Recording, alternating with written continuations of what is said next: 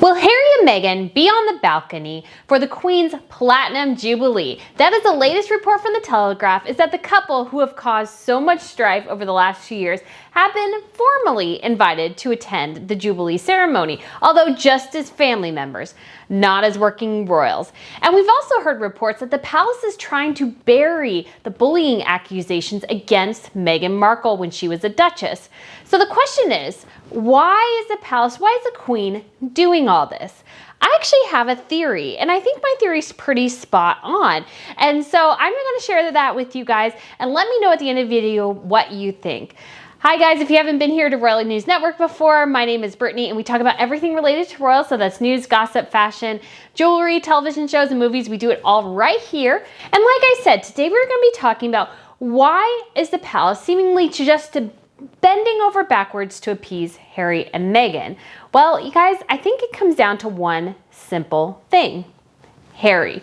So just to go over this, the Telegraph has reported that Harry and Meghan have been invited to attend some of the Jubilee ceremonies. So this includes the balcony appearance and the service of Thanksgiving for the Queen at St. Paul's Cathedral. So they've been officially invited to these events, which shocked a lot of people. A lot of people thought they wouldn't even be invited. I was kind of hoping they were going to do a direct succession thing. So in the 2012 for the Jubilee ceremony, it was just the Queen, Prince Charles, Camilla, William, Harry, and Catherine on the balcony. So I was kind of hoping they would go with the direct line of succession and do the Queen, Prince Charles, Camilla, and the Cambridges, because that would make the most sense now. Harry was originally the third in line for the throne. He is now the sixth. And so you have numbers 3, 4, and 5 are ahead of him now. So that's Prince George, Princess Charlotte, and Prince Louis are all ahead of Harry in the line of succession. They are the direct line. So it kind of made sense. But I also understand that this is for the Queen's 70th year on the throne, her Platinum Jubilee, and honestly, it could even be her last Trooping of the Color. So I understand why she may want to have her entire family on the balcony with her. It actually may be the last time the entire extended royal family is on the balcony. So this includes the Kents, the Gloucesters, and so many other of the extended royal family will be on the balcony, probably for the final time. I imagine when Charles is king, he'll kind of rein that in, some of the extended family members, and kind of go with more of his family and the Queen's, children that maybe he goes with. But the question is, why Harry and Meghan? Well, they are not going to be allowed to, they won't be in the procession with the carriages, so that'll be out of place. We actually might see the Cambridge kids in the carriages. I really, really hope that might be the case. It's a really fun way to kind of show the public. Then we got some cute pictures this weekend of Prince Louis. Oh my gosh, he's so adorable. He wanted to be luggage in the back of the car, and Catherine kind of comically was like, yes, we're going to pack you. And then she took him out. He was kind of having fun as they were leaving Windsor Castle because they spent Easter with the Queen, which is fantastic. Most of the grandkids were there. Harry, of course, was not.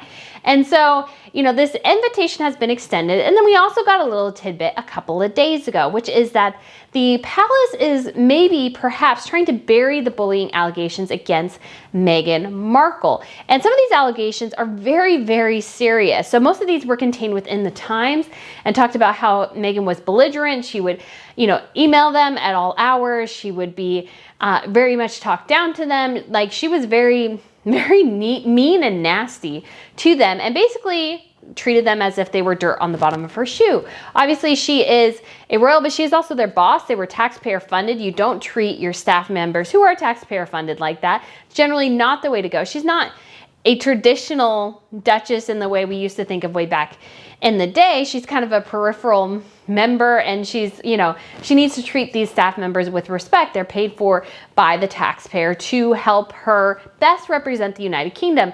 And that is not to talk down and basically destroy a staff member because she got the wrong color of red on a blanket. That was one of the charges against her. Some of these are really good. So let me look them up and read to you some of what Meghan did when she was a bullying duchess. So 2 members of staff have claimed they were bullied by the Duchess. Another former employee told the Times they had been personally humiliated by her, quote unquote, and claimed that the 2 members of staff had been bullied. Another aide claimed it felt more like emotional cruelty and manipulation, which I guess could also be called bullying. Just for the record, because Meghan Markle has said this numerous times, she denies all allegations against her. Knopf wrote, I'm very concerned about that the Duchess was able to bully 2 personal assistants out of the household the last year. The treatment of X, whose name was withheld, was totally unacceptable. The Duchess seems intent on always having someone in her sights. She is bullying Y and seeks to undermine her confidence. We have had report after report from people who have witnessed unacceptable behavior towards Y. In the email, he also said, I question if the household's policy on bullying and harassment applies to principals.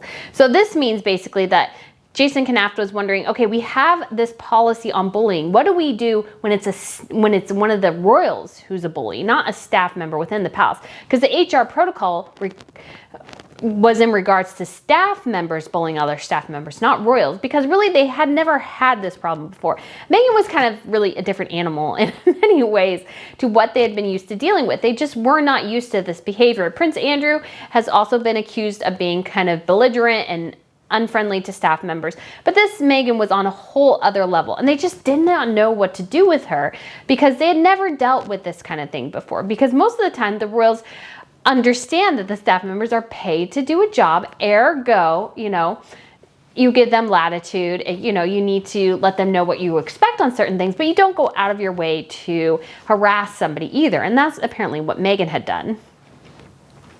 One complaint was sent to the HR department. However, one source said, I think the problem is not much has happened with it. It was, how can we make this go away rather than addressing it?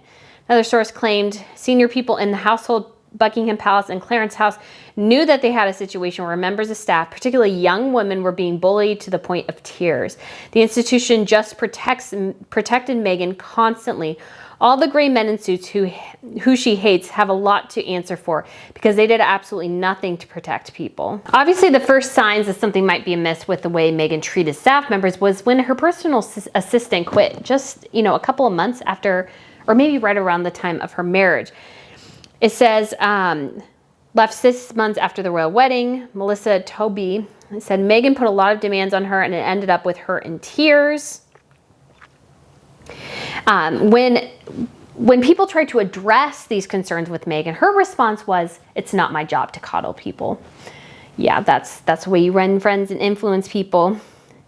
One former staff member said, I had unpleasant experiences with her. I would definitely say humiliated. After Jason Knopf, the couple's communications secretary, made his bullying complaint, another staff member was worried about spending time with her the next day because she feared that Meghan was about to find out. This is why I feel sick, the person said. Another said, I feel terrified. I can't stop shaking. When they knew there would have been a situation that they knew Meghan would not be happy with in terms of the media. There were a lot of broken people. Young women were broken by their Harry and Meghan's behavior. Another said, that's so dreadful, and they are bullies.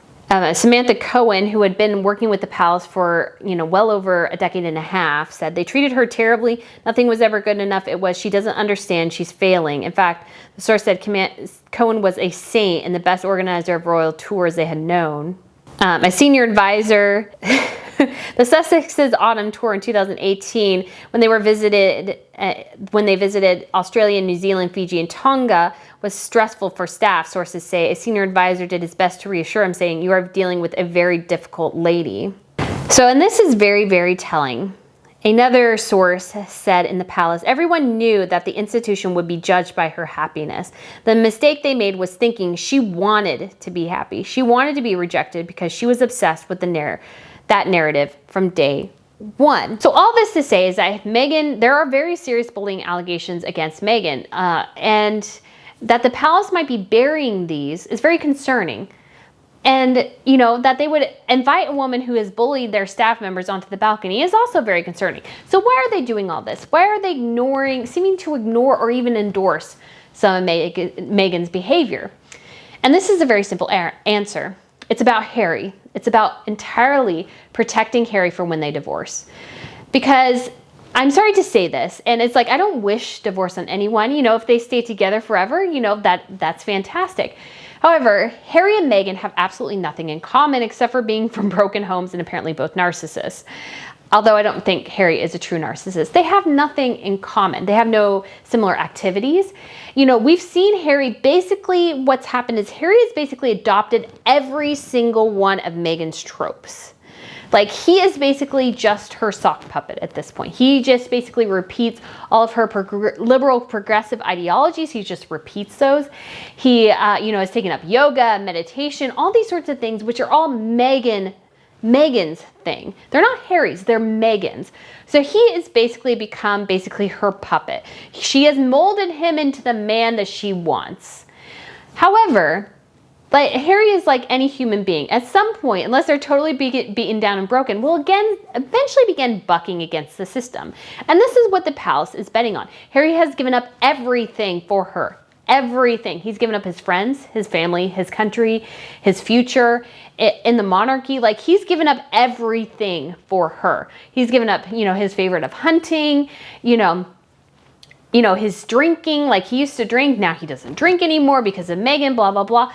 So basically everything we've been told that Harry likes, going to Africa, being, you know, part of Senegal, like all these things, polo, he doesn't play much anymore. So basically everything Harry likes, he no longer can do with Meghan.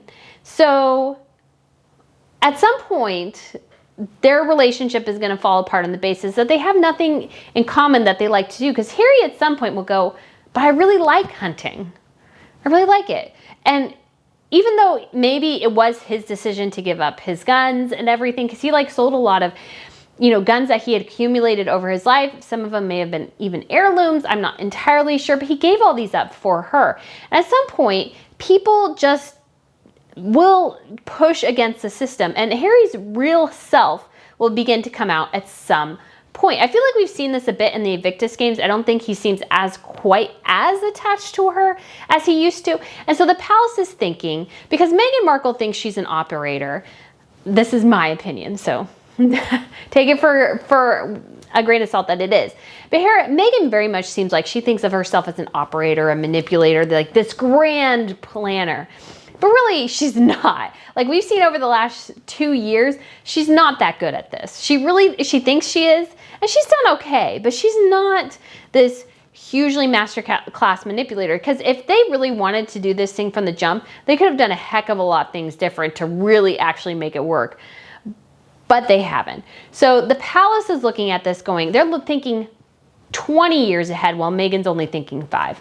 They're looking at this going, well, at some point, Harry will probably wake up, because most people do at some point. They just kind of get to the point where they can't do it anymore. And he may say, you know what? I want a divorce. And what do you do with a man with no job prospects, no skills, no talents, basically except walking around and promoting himself? Well, that's not a bad thing for a royal. So they're thinking at some point, Harry will end up back in the monarchy because he has nothing else. Like, what is he going to do? And so they're thinking, okay, Harry will end up back in. Maybe Lily and Archie will, but I'm sure as well they're thinking, and they should be thinking this if they're not, that they can't give Meghan a foothold in the monarchy. So I really think they need to make it to the extent that Archie and Lily don't get titles and somehow protect it for the Cambridge kids. I have an idea for that. I'm going to do a whole video on it, but I'll kind of tease that for right now. I think there's a way they can do it, and actually may force Meghan to make some pretty decisions that she may not like if she wants those titles for her kids. And so I think there's a way they need to protect Harry, because they know at some point he's going to come groveling back to the British people, because that's the only thing he can do. Maybe he'll stay in California. Maybe him and Meghan will make it forever. But I also think they are two very, very different people. And Harry has given up basically every aspect of himself to appease her. And I think that does not work. That's not a healthy relationship. If you give up every aspect of your personality to appease somebody else, just in general, you're not in a healthy relationship dynamic. Especially for two older people. Basically, if you're younger, you can kind of mold yourselves into the same likes and dislikes. I mean, you have kind of the same to begin with, to a certain extent. But if you grow together, then those things kind of go together. You know, Catherine and William like doing the same things. They're both very sporty. They're both very competitive. I feel like they have a solid foundation as a friendship, which has really helped with their bond and their relationship, because love and this passionate love eventually fades, and you're left with the person, and the person, you have to really like them, and you have to have a friendship to underpin all that. I don't think Harry and Meghan have a strong friendship. I think they have strong passion. I mean, they paw at each other all the time as if they had this really strong passion. But that passion will eventually fade if it's not faded already, because they say it only lasts about 2 years. And then you're dealing with the actual relationship between two people, which is complicated, difficult, messy, all these sorts of things. And so I don't think Harry and Meghan have a good foundation. I don't really see their relationship going the distance, because I don't think they have anything in common, really. Like, they say they're charitable, but we haven't seen much evidence of that. So again, this is what I think the palace is thinking. Harry will need a fallback. If the palace doesn't give him one, he has nothing else. He doesn't have a strong skill set. He left the military. I mean, I guess he could do, the Invictus things, but they've been called out a lot for that, for making it a show about themselves, basically. And so Harry needs a fallback. And I think Prince Charles and the Queen, I don't think Prince William quite as much. I think he's just ready to let Harry hang himself to a certain extent. But I think Charles and the Queen are trying to give him an avenue back into the monarchy when he needs it. They don't care about Meghan. Nobody cares about Meghan, really, except for Meghan stans. Nobody really cares about her. You can see that even in the Invictus games. They chose a picture of Harry where his arm is literally blocking her out of the shot. That's what they know, how toxic she is. She's just an incredibly toxic public figure. You can't deny that, because basically everyone in her life has been eliminated if they crossed her. Everyone, her family, her friends. Like, if you cross Meghan, you will be eliminated. Like the monarchy, everybody's basically been cut out of her life that she doesn't like. And so she's just identified as a very toxic person. People either love her or they hate her. There's almost no ambivalency. People either love her or they hate her. Harry, I think, has more public support and can get more public support if he is, but here's the key. Harry can only integrate himself back into the royal fold if he goes on television or through the monarchy at some point, basically says, I'm so sorry, I was manipulated by my wife, or I was tricked, or I was something. He has to come at it with a sense of humility. I'm sorry I made this mistake. I didn't see it. I was told X, Y, and Z. I found out later that this wasn't true. I think that's his way back into the royal fold. And I think he can do it, because people do like Harry. Like, not as much as they used to, but I think there is an avenue for him to get himself back into the monarchy, except that he has to exhibit a bit of humility before he can do it. And I think that's why the palace is saying, yes, please come on the balcony, stand over there. I don't think they'll be in the center block with the Queen. I think that'll be the Cambridges and Charles and Camilla. I think they'll try to maybe slip or force the Sussexes off to the side. I think Meghan will be proud to have, debut her kids, because, that's the only thing they have is this royal connection. So I think they'll shuffle them off to the side, but I think they'll be there. I think they'll be at the service of Thanksgiving. I mean, they could not be, but I think too, they need content for their Netflix shows. They can go behind the scenes and go, well, this is us getting ready for the trooping. I think that'll maybe tank them as well. But I think the palace is really considering, and that's why they're bearing the bullying allegations as well, is because Prince Harry went along with it. He enabled his wife to bully staff members. He enabled her. He said, what Meghan wants, Meghan gets. And so I think the palace is not protecting Meghan, because I think they could care less about her at this point. She's just an obnoxious, fly that's circling around. Like, they're aware of her. They want her to go away, but, they have to deal with her at this point. But they're thinking about Harry. How can we protect Harry? Killing the bullying allegations is a way to protect Harry. It's not a way to protect Meghan.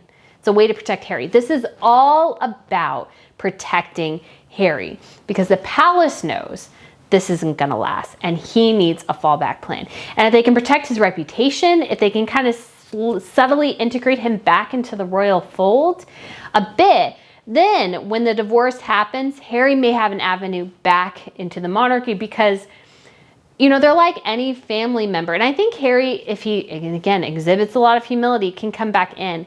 And I think they just feel bad for the guy, because they know this isn't really him. I mean, I know they know he's enabled it, he's gone along with it, but this isn't really Harry. It's all been a manipulation by Meghan.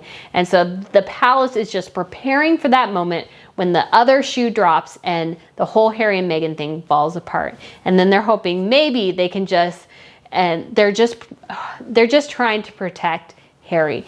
And Harry should be incredibly grateful that they care at this point. He should be. So guys, anyways, this is it for this video. It probably went a little bit longer than I expected, but I hope you guys enjoyed it. I hope you guys found it interesting and informative and just get a different way to think about it. Because I think the palace, again, they think 20, 30, 40 years ahead. And I think Meghan is going to be outplayed eventually. So anyways, guys, let me know what you think in the comments below. Thank you all so much for all the new subscribers. It's been great to have so many people who love the royals and enjoy chatting about them. And there'll be more about Queen Elizabeth this week. It won't all be about Harry and Meghan. There's just a lot of Harry and Meghan news. So anyways, guys, thank you so much for watching, and I look forward to seeing you again soon. Bye.